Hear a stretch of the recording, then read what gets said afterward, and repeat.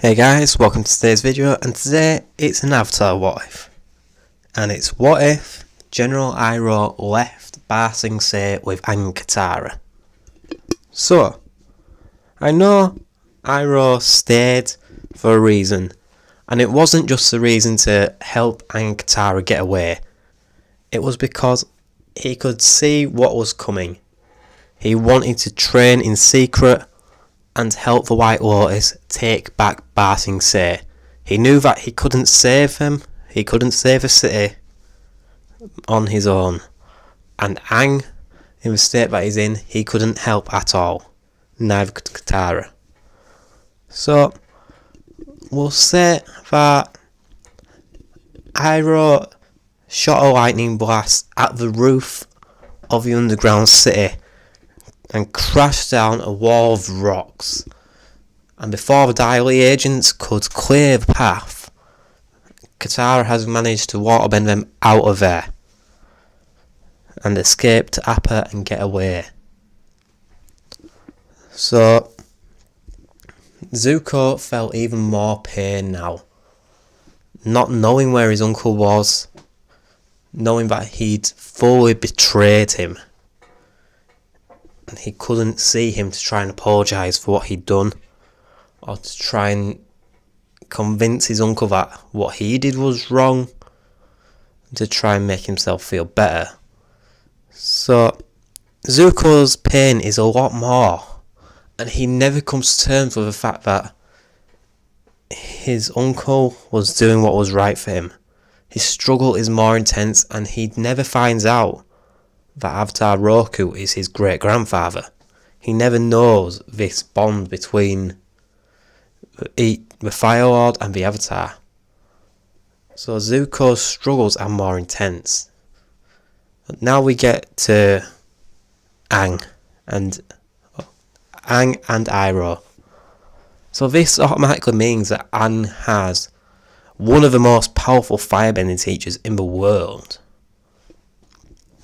On the ship, the Fire Nation ship, Iroh has to stay hidden because he is a fugitive of the Fire Nation, and he is the most recognisable person. He was in line to be their Fire Lord after all, so every single Fire Nation troop, they'll know who he was. They'll know who he is. Now, he stayed hidden with Aang when he wakes up and is trying to keep him from going out and showing himself to the world.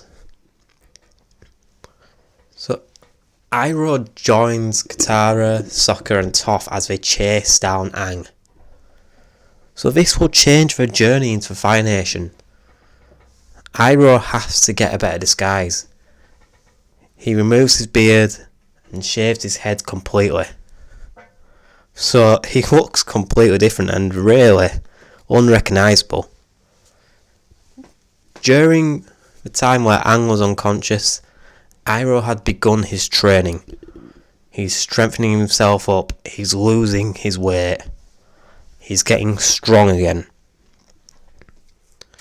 All the time that they're skipping through caves, he's teaching Aang firebending in secret. He's telling Sokka all the hidden parts of the Fire Nation castle, of the palace. So they've learnt a lot of unique stuff just from Iroh, who knows the ins and outs of the Fire Nation. So he says to Sokka, Zula may know about the invasion. After all, Iroh is incredibly smart, and I believe that he knew what was going to happen on the day of Black Sun, and that's why he chose that day. So by the time it comes to the day of Black Sun, story-wise, not a lot has changed, if anything. Just little bits here and there with Combustion Man. Iroh has been able to fight him off very easily.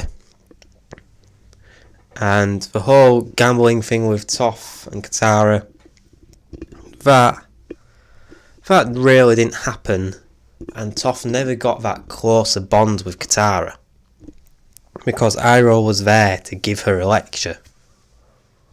So, now we get to the day of Black Sun. In the days leading up to the day of Black Sun, Aang went through emotional turmoil and couldn't sleep. Iroh gave him a new lecture. He gave him some great advice, saying what happens on this day happens. It's all destined to happen. And Aang, it doesn't really comfort him at first until Iroh says, Ozai is a monster that only you can stop. You're a powerful young man, Aang. You've come a long way. I've seen you from when you first came out of the iceberg. You've gotten so much stronger. You're smarter. And you can defeat Ozai. So this calms his nerves a lot. Knowing that one of the strongest members of the Fire Nation royal family believes that he can defeat Ozai. Ozai's own brother has told Aang that he needs to do it. So now it comes to the invasion. They've got more of an insight on how to get around the Fire Nation entrances. Iroh has told them a lot, and they're working on a way to get around everything. They still go through the first few gates, very straightforward, and when they come to the actual Fire Nation, this is when Iroh shines. He takes out a lot of the defences very quickly. All the areas that they were shooting down at Team Avatar and their troops, Iroh manages to destroy them with his lightning. And the troops manage to just charge through with this stronger bender with them. It's getting a lot easier. Once Aang comes back and says that Ozai was not in the palace, Iroh says that he knows where he'll be. So they take Appa with Iroh, Toph, Sokka and Aang going straight for Ozai. They get into the underground caves underneath the palace. They go to where they're initially meant to go. And they encounter Azula and the Dai Li. And Toph says that she'll hold off Azula while they find Ozai. So this is just before the sun and the eclipse happens. And Iroh manages to shoot a blast at Azula, sending her flying. She wasn't expecting Iroh to actually be with them. It catches her off guard, and Toph traps her in rock. And Iroh fires blasts all over to disarm the Dai Li agents. He catches each of them in their arms and they're hurt. This is when he tells them all to run. So they charge out, and now this is when the eclipse happens. Toph sets up a load of traps, so she fires loads of rocks going straight back at the Dai Li agents and Azula, who are chasing after them. Now they know where to go. Iroh knows the only other entrance and the only place that Ozai will be hiding. Azula did not think that they would accept Iroh with them. She didn't plan for him to be there. So they managed to get to where Ozai's hiding, and they see Zuko confronting him.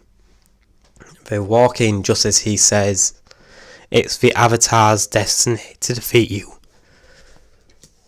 This is when Aang charges through the door and says, "He's right, Ozai. I'm still alive and I'm here to defeat you." Ozai's face drops, and he tries to call for his Imperial Firebenders, but Toph quickly earthbends a wall to block off the exits that they went through when Zuko arrived. Iroh grabs Zuko and pulls him out of the way, saying, "You do not want to see what's going to happen."